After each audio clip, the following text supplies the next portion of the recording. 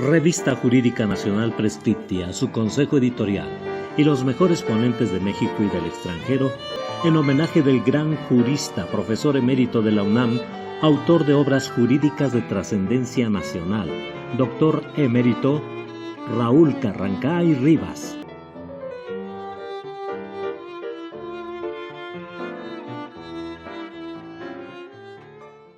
Revista Jurídica Prescriptia agradece con toda sinceridad, con todo cariño que nos haya permitido realizarle este homenaje, muy merecido desde luego, a su obra primigenia.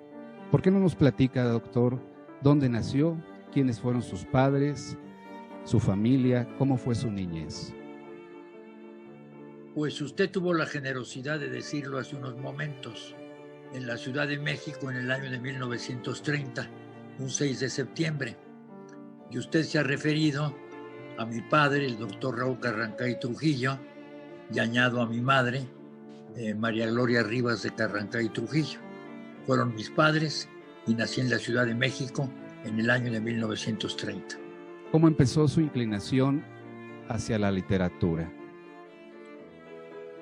Mire usted, yo fui hijo único, no tuve hermanos y pues como se dice, con la venia de usted y de ustedes, fui hijo de un hombre muy ilustre, de un hombre muy culto, de un gran humanista, de un gran jurista, y este hombre se educó en España con Jiménez de Azúa en la Universidad Central de Madrid. Allí, por cierto, conoció a mi madre, que era española, y trató a gentes de la talla de don Miguel de Unamuno, por ejemplo, en Salamanca, y en el Ateneo de Madrid asistió a cursos de don Miguel de Unamuno. Me refiero a mi padre, de tal suerte que era un hombre de una cultura impresionante, y escucharlo hablar, disertar, como hijo único, me llevaban, para no dejarme, entre comillas, abandonado en la casa paterna, me llevaban a partir de que tenía yo la edad necesaria para captar ciertas ideas, con ellos a ceremonias, a conferencias, a seminarios. Allí iba el niño, ¿no? Y esto yo creo que fue penetrando en mi sangre, en mi cuerpo espiritual, junto con los factores genéticos, y se me fue presentando el panorama de la palabra escrita, digámoslo en pocas palabras, ¿no? Por la vía paterna, en este orden de ideas, me fue llegando. Más adelante, en la escuela secundaria, hubo un concurso de oratorio, se llamaba el Instituto México, la escuela secundaria, y participé en él. Por cierto, tengo los recortes del periódico de la época y de las memorias del colegio, que repito, se llamaba Instituto México. Quedamos como finalistas 2 personas, jovencitos, de 14, permítame, no, de 17 años, horas más, horas menos, ¿no? Don Porfirio Muñoz Ledo y un servidor, y yo obtuve el primer lugar, cosa que siempre mi entrañable amigo ha recordado entre bromas y alabanzas y memorias muy gratas de aquellos tiempos, siendo él un formidable, extraordinario orador y obviamente político mexicano. Participé en otros del Universal y esto me fue permitiendo, ¿cómo le diré?, apreciar el enorme valor del verbo, de la palabra tanto escrita como hablada. Entonces fueron las vías por las que me adentré en ese mundo. Mi padre, sus amigos, escuché a Jiménez de Azúa varias veces, incluso en alguna ocasión en que mi padre ya estaba delicadamente enfermo y no pudo asistir a una ceremonia académica con su maestro, que era Jiménez de Azúa, y delegó en mí su representación. Yo dije unas palabras en la Procuraduría de Justicia de la Ciudad de México, que contestó don Luis Jiménez de Azúa, dándole un gusto enorme, porque el hijo de su amado discípulo hoy ocupaba, por causas de fuerza mayor, el papel de su padre en ese tipo de de encuentros, ¿no? De la inteligencia, de la cultura, de tal manera que por esa vía, repito, me fue entrando, si cabe el término, la devoción por la palabra. Siempre la vinculé con el derecho. Un servidor de usted tiene un libro que se intitula, publicado por Porrúa, que se llama El Derecho y la Palabra, donde aludo pues al valor del verbo en el mundo jurídico, sosteniendo la tesis en resumen de que no todo es la letra de la ley, sino que detrás de la letra de la ley está el alma de la ley, la norma, el espíritu, y que esto es lo que cuenta. En pocos términos, una cosa es ser, como se dice, coloquial y hasta un poco vulgarmente codiguero, legalista, y otra cosa es ir al alma, al espíritu de la ley. Me impresionó mucho, o me ha impresionado siempre, en este tenor de ideas, y viene a mi mente por asociación de ideas, lo que decía Piero Calamandrei, que acercarse a un código es similar a lo que hace el pianista cuando pone las yemas de los dedos en el teclado. No solamente oprime, lo cual genera o generaría ruido, sino que trata de extraer, y extrae de hecho, el verdadero músico, la esencia. Esta es la interpretación. Y así, añade Calamandrei, debe de ser el derecho, rebasar la mera letra de la ley e ir al fondo, ir a la sustancia, ir al espíritu. En suma, lo que decía Montesquieu, ¿verdad? El espíritu de la ley. Pero fueron los caminos que me fueron llevando de orden genético, de orden circunstancial, de orden familiar.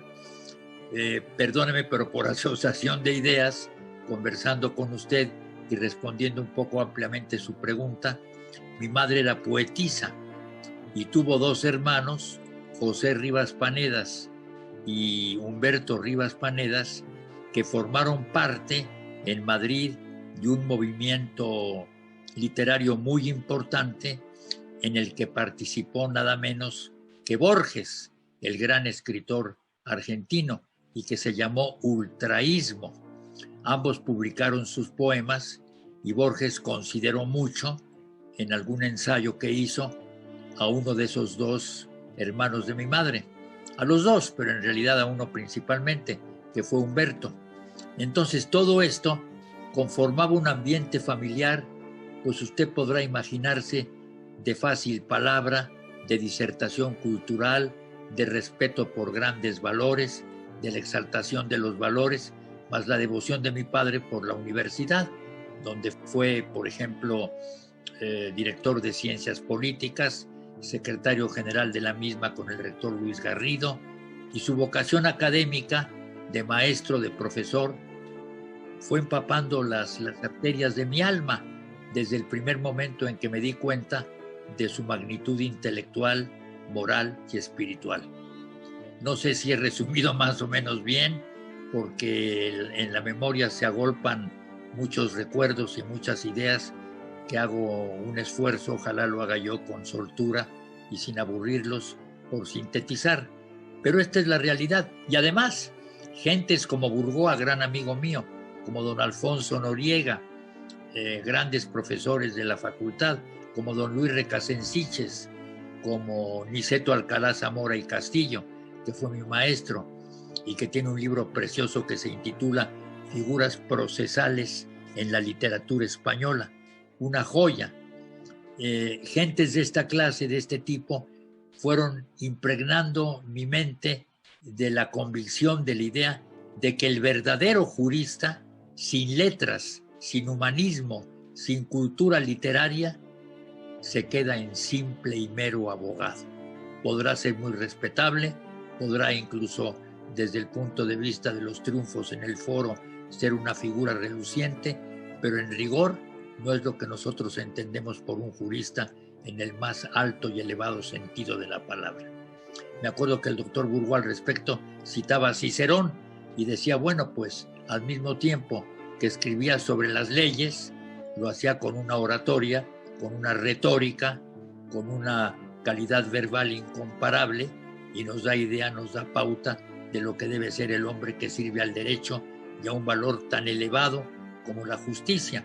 que por cierto, según decía Kelsen, es uno de los brazos de Dios, la justicia. En el otro, pues aquello con lo que la pesa, la tradicional balanza y el fiel de la balanza, que es la equidad. Bueno, pues allí concluyo. Ojalá no haya sido yo muy divagador la respuesta que le doy a su muy interesante pregunta.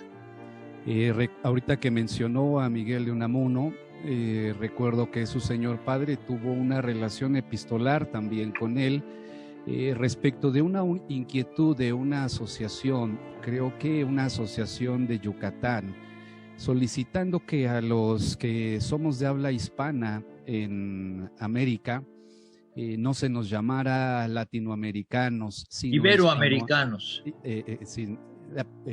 Exacto, sino que se nos llamara hispanoamericanos. ¿Cómo terminó esa relación epistolar sobre ese tema con Unamuno, entre su papá y Unamuno? ¿Cómo terminó? Pues terminó, ¿qué le puedo decir? Yo ni remotamente fui testigo de ella presencial, pero por lo que oí, por lo que supe, terminó en algunas tertulias muy gratas en el Ateneo de Madrid, donde el maestro Unamuno, el gran retórico, disertador, pensador, platicaba con mi padre y le decía: joven, lo veo muy atento en la lectura, ¿lee usted mucho? Sí, le contestaba mi padre, o le contestó: soy un apasionado de la lectura, tanto del derecho, obviamente, como de la filosofía, de sus libros, etc. Y le dijo Unamuno: hace usted bien en leer, eso nutre su alma y nutre su intelecto, pero llegará el momento en el que ya no tenga necesidad de hacerlo, porque habrá asimilado lo esencial, ya que la cultura es lo que queda en uno después de que se ha olvidado el resto. Palabras más, palabras menos, que le escuché decir a mi padre, no sé si en manifestación exacta y rigurosa de los términos de Unamuno, pero la idea se me hizo fascinante, que es la cultura lo que queda en uno después de que se ha olvidado el resto. Es decir, el aroma, el perfume, el aroma, el perfume, la esencia, ¿no? En vez de estar describiendo la rosa, mejor la respiro y trato en buena poesía, si soy capaz de hacerlo, de expresar mis emociones y mis sentimientos. Pero sí, y por cierto, tuve yo la oportunidad, permítame lo manifiesto, porque creo que es algo interesante, lo que he decidido hacer a mis 90 años de edad. Tengo el doctorado en México, pero me voy a doctorar en Salamanca y ya estoy redactando la tesis y va a ser en el aula magna de la Universidad de Salamanca, que se llama Miguel de Unamuno y donde hay un busto de Unamuno, y a donde asistió mi padre como alumno del gran maestro a escuchar disertaciones y conferencias. Esta idea surgió en mí porque hace aproximadamente un año estuve en Salamanca para doctorar como profesor invitado por la universidad. Fuimos 3 miembros del sínodo, yo fui uno de ellos, al director de mi facultad, a don Raúl Contreras Bustamante. Entonces fue un examen brillante, notable, junto con otro horas después de un entrañable amigo y antiguo discípulo, Carlos Daza Gómez, que por desgracia pues nos dejó hace algunas semanas físicamente. Y allí percibí lo que es la fuerza moral y espiritual de Salamanca. Mi tesis se va a intitular Razón y sentido del madrinazgo de la Universidad de Salamanca en la inauguración a cargo de don Justo Sierra de la Universidad Nacional de México. Y sobre esto diserto, metiéndome en el espacio de la Real y Pontificia, de antecedentes de la época históricos en nuestro país, y ahora estoy incursionando en los antecedentes culturales, históricos, etcétera, de esa gran universidad salmantina. Y en ese momento surgió en mí la idea de que, bueno, yo he doctorado a mi gran amigo y antiguo discípulo, hoy director de la facultad, quiero hacer mi tesis. Y él solicitó y obtuvo la aquiescencia de las autoridades académicas de Salamanca de ser miembro del sínodo en el que yo voy a doctorarme, y así resulta que yo por una parte fui su profesor en Salamanca, aparte de haberlo doctorado en México, y ahora él va a ser miembro del sínodo que se supone me va a doctorar a mí. Pero esta resolución la he tomado a la edad que tengo porque pues no hay edad, no hay tiempo. Para la vida del espíritu el tiempo es algo transitorio y fugaz. Tanto se ha dicho, pero hay que demostrarlo, y creo que el ánimo académico y la voluntad de seguir sirviendo a los grandes valores de la justicia lo pone de relieve. Perdón por el paréntesis, pero creí que era oportuno comentarlo al tenor de la cita que ha hecho usted y que he hecho yo de esa montaña del conocimiento y de la sabiduría que fue don Miguel de Unamuno. Sí, a poco más de 100 años de aquella amistad que tuvo su papá en aquel lugar emblemático para Unamuno, Salamanca, que verdaderamente encomiable que a usted vaya a doctorarse en ese mismo lugar. La pandemia lo permite, porque a mí no me gustaría doctorarme, ¿qué le diré? Virtualmente. Mi sueño es asistir en persona, como asistí hace un año, asistir en persona y obtener el doctorado. Pero vamos a ver qué dice la pandemia, que ya ve que son circunstancias muy difíciles por las que estamos atravesando. Maestro, el primer documento que usted publicó se llama El Mundo al Revés.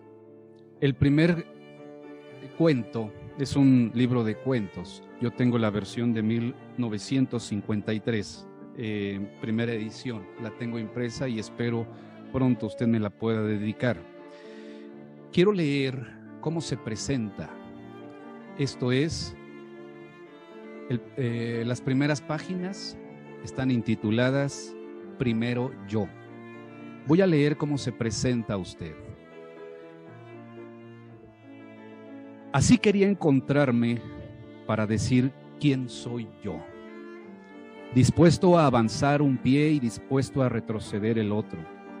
Quizás soy poderoso, quizás soy fuerte, quizás soy apto para muchas cosas que ignoro, pero me sacrifico y quedo firme en tierra, estático, anonadado, porque tengo sentido de la tragedia, porque en mí hay mar, viento, arcilla y fuego, porque soy de esos hombres ajenos al mundo, pero no a sí mismos.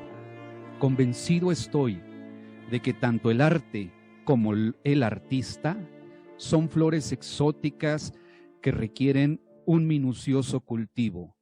Convencido estoy de que el arte tiene algo de rito y magia. La gente que me conoce me mira de reojo. Más que un hombre incomprensible e incomprendido, soy un hombre ajeno, un hombre aparte. Quiero vivir, no solo ver vivir a los demás.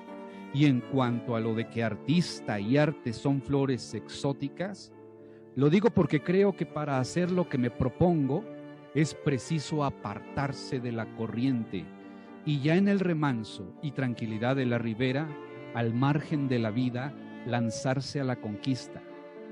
No vivo ni viviré jamás para la opinión ajena. No doy gusto a los otros, me lo doy a mí mismo.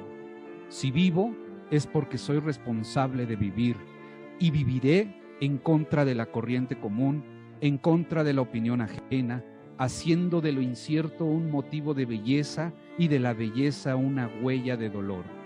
Solo así comprendo el arte.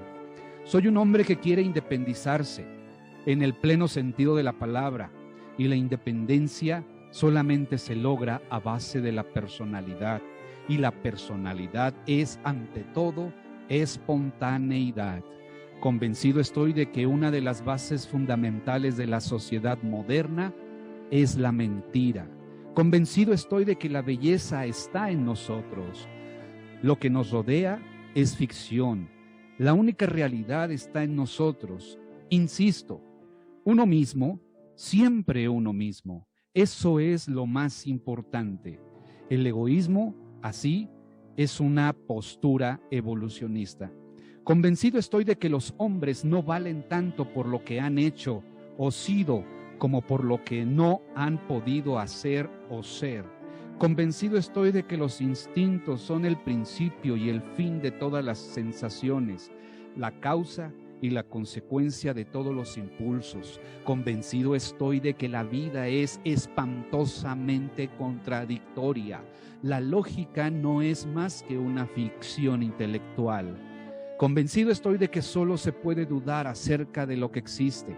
Convencido estoy de que todo lo que tiene apariencia tiene esencia y de que todo lo que tiene esencia tiene apariencia. Creo que la única división de clases es aquella que separa a los sensibles de los insensibles. Evidentemente, la sensibilidad es la que transforma y decanta las ideas y las cosas. Lo valioso no es lo ajeno al hombre, no viene de fuera de él, por el contrario, lo valioso aflora desde el alma humana hasta la superficie de la vida. Las apariencias inspiran, el artista da las esencias. Sentir y pensar es algo fuera de lo común. La mayoría de los hombres se orientan en lo que han sentido y pensado La mayoría de los hombres se orientan en lo que han sentido y pensado 5 de sus contemporáneos. La sensibilidad y el pensamiento son un castigo para quien los posee. La intranquilidad intelectual es una angustia que debe superarse por medio de la contemplación. Después de la calma viene la tempestad del ánimo y es entonces cuando el hombre, en medio de las pasiones creadoras, aprende a conquistar y a llorar. En la penumbra de la soledad se encuentran las almas. No hay que ser hombres con un fin, sino hombres definidos. No hay que esperar nada de nadie, hacerse ante los ojos del mundo, no hacer el mundo para nuestros ojos, ser. Esa es la gran verdad. La burguesía y el capitalismo son ajenos a la naturaleza, y yo soy de los que creen que la naturaleza ha sido el punto de partida de la humanidad y será también el de su llegada cuando Clio recline su cansado cuerpo en el cielo. Inmarcesibles seguirán brillando las estrellas y el sol hará aún de las plantas un motivo verde. Cuando el hombre desaparezca, el mar seguirá rugiendo y los bosques enloquecidos tejerán sus lianas. La transformación nos lleva a Dios. Mientras tanto, gravitamos y pesamos. No sería justo asustarse. Sentidos y cerebro son las percepciones del organismo humano. Cuando el hombre junta ambos para crear, es perfecto. El arte es totalmente autónomo. Artistas del mundo, somos los mejores y los menos. Hay que agruparnos. Audivi voces de Coelho dicentes. Escribe. Profesor, ¿por qué no nos platica cómo nació esta presentación y este libro, El Mundo al Revés? Bueno, mire usted, me quedo literalmente anodadado, porque ha usted resucitado algo que sé que yo lo hice, pero que hace mucho tiempo no lo había leído. Pues era un joven impetuoso, romántico, soñador. Me creía diferente, distinto, por estar inspirado por los dioses de la literatura, pero al mismo tiempo angustiado por una sensibilidad muy particular que siempre me ha acompañado en el curso de mi vida, que se puede considerar en algún sentido un don y en el otro sentido un defecto. No me atrevo a juzgar lo que acabo de escuchar porque no soy quien para juzgarlo. Fue dicho en un momento en el que se considera que apenas está uno naciendo, ¿no? Naciendo al conocimiento, al estudio, al análisis y sobre todo pues a la literatura que me ha hecho usted el honor de citar. Nació como un impulso juvenil, como una necesidad de manifestar lo que yo traía muy adentro, un poco aislado, un poco reprimido. Me siento confuso y confundido al escucharlo después de tanto tiempo. Lo que pasa es que esa vocación literaria se la puedo resumir a usted en 3 palabras que son las siguientes. Yo quería fundamentalmente ser escritor en el sentido literario de la palabra, ser literato, pues, literato, novelas, teatro, etc. Pero al escuchar las voces de mi padre y de otros de sus compañeros ilustrísimos, fue creciendo algo en mí muy especial. Él nunca me impuso que fuera yo abogado, llegó a mí como por ley natural, como por una corriente natural de la vida, y me di cuenta de que podía yo juntar y aliar el derecho y la palabra. Considero que un ensayo jurídico puede ser un formidable, extraordinario ensayo literario. Y allí los textos de don Luis Jiménez de Azúa, que de sobra entre otros tantos autores lo revelan, o del gran Carrara, del padre del clasicismo penal, que escribía maravillosamente bien y, según se dice, disertaba no menos maravillosamente bien. Entonces, ese libro fue un impulso natural, propio de la edad, propio del momento histórico que estaba yo viviendo, y luego se alió con lo que le narro a usted, con la universidad, y dio por resultado pues una vocación muy clara a favor del derecho, de la cultura jurídica y de la literatura jurídica. Siempre he pensado que escribir derecho es escribir ensayos de tono jurídico. Ese es mi punto de vista, y le repito, me dejó usted sorprendido porque es un libro escrito, si mal no recuerdo, creo que tenía yo 21 años. Entonces han transcurrido pues muchas cosas, ha llovido mucho, ha habido cambios, pero lo esencial perdura, lo esencial sigue allí, y la vocación literaria está claramente presente hasta el día de hoy. Agradezco mucho que el derecho penal hayamos conquistado a un gran penalista. Gracias. Le voy a decir cuál es el otro cuento, es mucho más breve, que voy a utilizar en mi próximo romance, el que espero no pase de este año y que llegue a mi vida. Se llama Cuento Trágico. Pero antes de leerlo me hizo recordar una frase de Hermann Hesse en Demián, cuando menciona, y me refiero respecto de usted, puedo no tener virtudes musicales, pero sin embargo tengo virtudes más que femeninas. Es un parafraseo que hace Hermann Hesse en Demián. Voy a leer este otro pequeño texto, se llama Cuento Trágico. Perdóneme, ¿de dónde lo extrajo usted para ubicarme en el tiempo y en la memoria? Es el mismo documento, es el mismo, El Mundo al Revés, primera edición, de Raúl Carrancá y Rivas. Y se llama Cuento Trágico. El Cuento Trágico. Ya. Empiezo la lectura. Hay una cita, empieza así el texto: La mujer es un truco de luz, de Christopher Fry. La amaba con intensidad pavorosa, con miedo, con orgullo, con ilusión, con pena, con odio, con complejos. Sabía insistentemente que ella nunca sería de él. ¿Por qué? Pues no es posible tenerlo todo. La amaba de distinta manera cada tarde, según vestía ella. Pero qué estúpido es amar. El reloj dio las 11 y la amaba. Pasó el tiempo y la seguía amando. Nunca la tocó. ¡Oh, espantoso, horrendo de no poder tocar! ¿Por qué?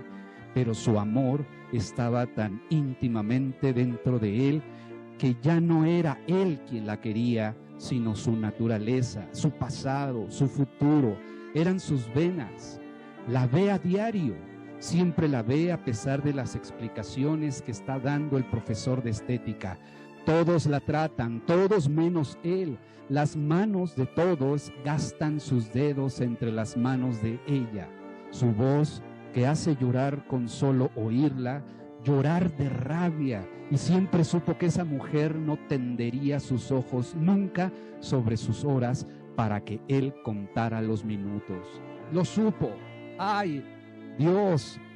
Llueve implacablemente dentro de la caverna. Hay 1000 pasadizos secretos de rocas luminosas y apagadas. Inmensos árboles se apretujan. Vastas lianas se descuelgan erizadas de latidos. Ojos por todos lados, ojos de colores tan excitantes que el silencio les cede el paso. Y arcoíris, moho y madera. Pasan volando unas cuantas mariposas y detrás de los caballos de crines tempestuosas. Ese era el sueño y la amaba. Su cuello de vida propia, su sonrisa horizontal. Veía tan claro su futuro que tuvo la necesidad de no vivirlo. ¿Qué prueba de amor le daría a ella? ¿Vivir sintiendo su piel en todo instante? ¿Vivir con ella frente a él en toda la manifestación? Qué inútil es el amor. ¿Qué prueba de amor le daría? Vino el resplandor suave del viento que acariciaba con datos de naturalezas vivas y muertas. Pasaron los años, murieron los dos. Los tres, da igual. Los tres, da igual. Por una infame coincidencia, fueron enterrados uno junto al otro. El cuerpo de él se hizo raíz. Sus raíces buscaban el cuerpo de ella. Lo abrazaron. La savia trabajó con fibra. Creció junto a las tumbas un ciprés, el cual el viento se empeñaba en desenraizar. Arranques primitivos de la naturaleza hicieron que esos polvos, antes cuerpos, se unieran y volaran juntos. Así es el mundo. Tan pinche, tan pinche.